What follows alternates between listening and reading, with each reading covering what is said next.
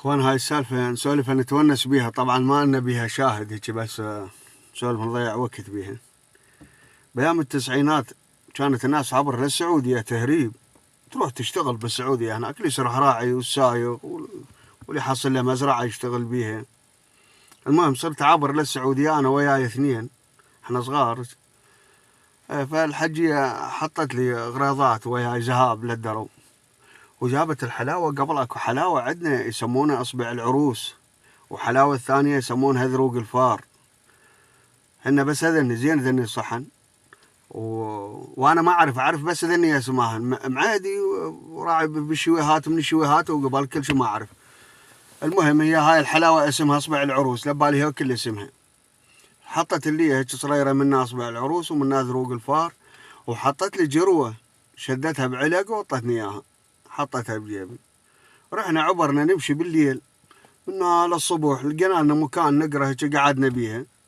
اجت الدورية كضتنا، قصوا وثرنا، ما فاتت طبعا لا جروة ولا كضتنا الدورية. المهم السعوديين تعاملهم حلو، يتعاملون ويا الشخص باحترام، مو يعني راس لقوهم مثل كعيبر هذا وغلطوا عليه وطقوه. قبل لقونا قاعدين بالنقرة وقفوا فوق من عندنا، السلام عليكم. وعليكم السلام، خير حياكم الله، منين جايين؟ قلنا لهم والله جايين من السماوة ورايحين نترزق الله. طيب تفضلوا معنا. خذونا صعدونا بالسيارة، صعدونا بالجيب بالبدي. من نزلنا غادي انا على اساس لوتي، قلت خلنا اصير اخر واحد حتى اشوف ربعي شو يصير بيهم. اما شاهد الفيلم احضر روحي، اول صرت اخر واحد انا، ربع اثنينهم قدامي. جابونا للضابط. طب هذا واحد، اول واحد يم الضابط. خير وش اسمك؟ قال الله اسمي فلان. وين رايح؟ قال له رايح اترزق الله. جايب معاك؟ قال له ماكو شيء. فتشوا ماكو شيء. قال طيب اعطوا الرجال غدا وخلوه يرتاح. السجن مالتهم تقول فندق. راح اول واحد، قلت والله خوش شغله، غدا ويرتاح له، وانا صاير اول واحد انا احسن لي. اجى الثاني هم نفس السؤال، شو اسمك؟ قال الله فلان. وين رايح؟ وش تبي؟ وجايب معاك؟ المهم هم كمل من عنده، قال فتشوا ماكو شيء. قال اعطوا الرجال غدا وخلوه يسبح وخلوه يرتاح. مشى.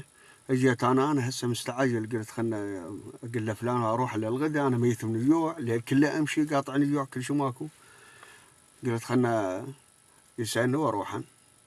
المهم هم سالني نفس السؤال، هم منين جاي وين رايح؟ قال فتشون طلعوا الصره عندي هيك. قال وش ذا الصره؟ انا معيد ما اعرف، هسه قل له حلاوه. قلت له هذا اصبع العروس. قال وش هو؟ قلت له اصبع العروس. قال طيب جايب اصبع العروس وين تبي بيه؟ قلت له والله اكلنه. قال تاكل اصبع العروس؟ وش اصبع العروس؟ فتحوا الصره لقوها حلاوه. قال انت تستهبل يا حمار، هذه حلوه وتقول اصبع العروس؟ قلت له هي حلوه بس اصبع العروس. وش اصبع العروس؟ قرب هنا يقرب. قرب اخوي، شرخني براجلي، ساقني بالثاني. اكو شرطي لازم الواقف وراي، هذا الشرطي لوقي، كل ما يطقنا الضابط هو يرفعني بشلال، ياخذ له من عندي شلال، يطقنا الضابط راشدي وهو يرفعني بشلال. المهم فتشوني، طلعوا الصره الثانيه. قال وش هذا اللي معك؟ قلت له هاي ذروق الفار. قال ذروق الفار وانت بيه؟ قلت له اكله. قال تاكل ذروق الفار؟ الله يقلعك، انت مجنون؟ قلت له ابويا حلوه، هم نفس ذيك. ها حلوه، قول من الاول الله يقلعك. حلوها لقوها حلاوه. هذن كلهن سهلات، المشكله مشكله الجروه. اجوا لقوا العلق بجيبي، فتحوا لقوها طينه. قال وش ذا الطينه؟ قلت له هذه جروه. قال شنو هي جروه؟ قلت له والله جروه يعني نشيلها ويانا. اكو واحد عسكري بصفوه يعرف شغلاتنا احنا ذول الاشياء. قال له هذه جروه ياخذونها من واحد يقولون له سيد، على اساس انه هو يحميهم من الخطر. قال اعوذ بالله، انت مجنون، انت مسلم ولا مشرك؟ قلت له لا والله مسلم. من هو ربك؟ قلت له الله. نبيك محمد. قال طيب جايب معاك طينه تحماك من الخطر؟ انت مجنون يعني فهمني الطينه هذه شلون تحماك. قرب هنا، حطها في جيبك. شلتها حطيتها بجيبي. قربت يمه اللي احنا براشدي، قمت ترمش ما اشوف. قال خير ما حمتك؟ قال والله ما ادري بعد ليش ما حمتني ما اعرف. هذا الشرطي كل ما سلقني هذا راشد، هذا الشرطي يرفعني بشلاق وياه. المهم خويا دقوني خذوني قالوا هذا الرجال ذا مشرك، اعوذ بالله، يشرك بالله، جايب لطينه يعبد الصنم ولا ما عارفين وش هو. شمروني محجر، راحت الغدي وراح مال يسبح وربعه راحوا وتغدوا وسبحوا، وانا الحاط لي جروه عود تحماني شبع الطنكتي. ظليت بالمحجر هيك. الشرطه ذولا كل ما يسولفون واحد قال له في واحد عراقي عنده طينه جايبها معاه يقول تحمين من الخطر. قالوا اعوذ بالله اعوذ بالله هذا الرجال مشرك يعبد الصنم. قالوا لا والله ما عارفين. اجوا يشوفوني هذول اللي ما شايفيني، اجوا فتحوا الباب. وش انت؟ قلت والله شنو وش انا بشر شنو انا؟ قالوا وش الطينه اللي معاك؟ قلت ابويا هذه جروه. قالوا جروه وش هي؟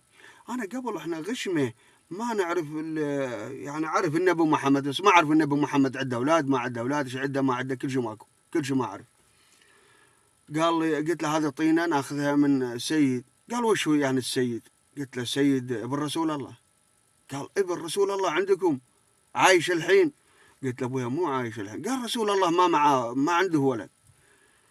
قلت له ابويا ايش ما ادري انا هسه انا اعرفها انا طرقاع السوداء مطتني اياها الله وكيلكم مطتني اياها. اعوذ بالله انت مشرك، اعوذ بالله لزموني كبخنا هذا راشدي رفعني ذاك شلا تاحني هذا راشدي مشوا عني راحوا هم اجوا سولفوا لربع لهم بالمركز قالوا لهم هذا واحد عراقي عنده طينه جايبها معاه ويقول هذه جبتها من ابن رسول الله.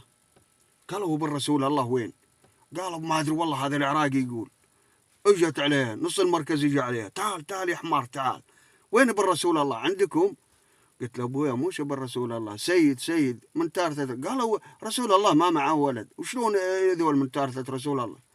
هذول شي فهمهم طبعا ما احنا غير شيعة يعني تارث للأئمة للإمام علي للإمام الحسين سادة. قال طيب انت قلت ابن رسول الله. قلت ابويا احنا نقول جد رسول الله او ابن رسول الله هيك نقولها. قال طيب عوفنا من ذول. الطينة هذه وش فيلمها؟ قلت له هاي الطينة جروة. قال جروة جايبها من رجال طينة اتحماك. الله وين؟ الله موجود. قال طيب ليه ما تستعان بالله جايب لك طينة اعرف هذه الطينة شلون راح حط وين الطينة؟ قلت لهم هاي ابويا الطينة شبعت عليها طنكة العب بالك تقول ماخذ حشيشة. ابويا لو حشيشة همش وحققها وياه وخلصت. حطيت الطينة بجيب اخويا والمركز سوقه ما سوقه راشدي ويشمروني بالمحجر وظل نقث بكت الله يجي واحد كبير هاي ويجي المدير. قالوا له والله ما عندنا خبر الا رجال عراقي جايب له طينه معاه يعبد الطين ولا مش عارفين وش هو رجال مشرك جيبوا لي. جابوني. قال خير يا وليدي انت مشرك ولا مسلم؟ قلت له والله مسلم. قال وش ذا الطينه اللي معاك جايبها تحماك انت؟ هذه العبادات في الهند منهم من يعبدون النار ومنهم من يعبدون البقر ومنهم من يعبدون الشمس. طيب انت وش تعبد؟ تعبد الطينه هذه؟ قلت بويا والله ما اعبد هالطينه يا طرقعت الله. الطينه اعطتني اياها امي هاي العجايز جروه يمها هاي تحماك انا ما صبح عليها الصبح واللي زمت. قال طيب وهذه الطينه وينها؟ الطينه راسمها على شيء؟ قلت لا والله اطوي انا هيك ملهمده. خزرها قال انت وش مذهبك؟ قلت له شيعي. الرجال هذا الضابط الكبير فاهم الشغله ويعرف الشيعه وهاي. قال ها انت شيعي طيب جايبها من سيد؟ قلت له. قال ليه ما حمتك هذه من جبتها من سيد؟ قلت له ابويا ما يجوز ما تشتغلش والله ما ادري منتهيه والله ما اعرف ما مسوي لها تبين ما حاطي لها تبين شو مدري انا عارف شو بعد طنكه الله وكلك جزحت المذهب كله. قلت له جزحت الاسلام كله ما اريد انا والله يا لو انه من عباده البقره احسن لي. شنو الطرقاعه؟ قلت له جايب لي ابويا حلاوات كتلتون عليهن اذروق الفار كتلتون عليه جروه ضرتون الدق عليها صدق كذب. المهم خويا الله يهدى الرجال قال خلاص ذب الطينه هذه وتعوذ من الشيطان يا وليدي واستعان بالله استعان بالله. قلت له والله انا بعد منا ورايح ما الله قسم وشل الطينه وليومك ما شل الطينه. ذاك اليوم لقيت التيل هيك شادين العلوق صفنت على التيل. شنو هذا التيل مشدد علوقه ظهره يوجع بيه فقرات. شنو هذا التيل؟ قالوا هذا التيل بخيث. كما هو انا اول مره طبعا اشوف تيل بخيث ما كنت فيلم تيل بخيث هو تيل حديده يعني وشاد علوق بالتيل هذا شو اسوي بيه؟ مثلا التيل يا تيل اريدك تشفع لي اذا التيل له شفاعه كان شلي يعد رب العالمين. ترى ما كنت فيلم نخلة شادي لها حروز وعلوقة وتهبه بالشارع. والله هاي النخلة بخيته.